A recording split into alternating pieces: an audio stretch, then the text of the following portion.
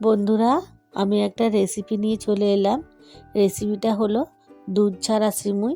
তো আমি কিভাবে এই দুধ ছাড়া সিমুইটা রান্না করি আপনারা দেখতে থাকুন।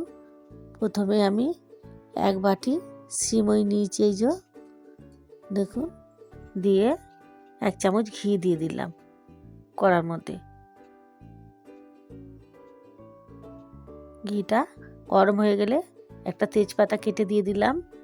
তেজপাতাটা হালকা লাল হয়ে গেলে এক বাটি সিমুই আমি ঢেলে দিলাম, দিয়ে ভালো করে নেড়ে চেড়ে হালকা লাল লাল করে ভেজে নেব।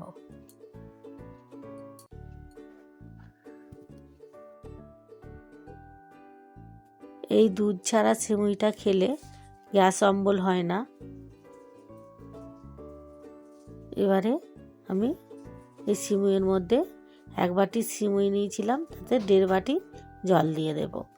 জলটা দিয়ে ভালো করে নেড়ে নিয়ে এবার চিনিটা আমি দিয়ে দেব। ওই আপনাদের পরিমাণ মতো দেবেন, যে যেরকম মিষ্টি খাবেন সেরকম মিষ্টিটা দেবেন।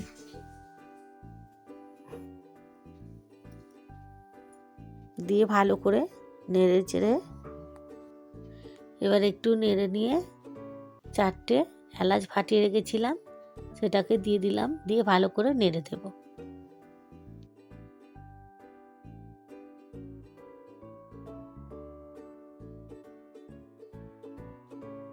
এবার সিমুইয়ের জলটা মরে গেছে, সামান্য একটু রস রেখে দিয়েছি। এবার ঢেলে নিলাম।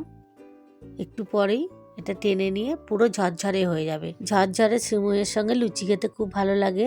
তো আজকে আমার মেনুতে আছে লুচি, আলুর দম আর সিমুই। তো নাতি খাচ্ছে, দেখুন কেমন হয়েছে সোনা। এই দুধ ছাড়া ঝরঝরে সিমুই আপনাদের কেমন লাগলো কমেন্টে জানাবেন। যদি আমার রেসিপিটা ভালো লেগে থাকে লাইক, কমেন্ট, শেয়ার করে দেবেন। নমস্কার।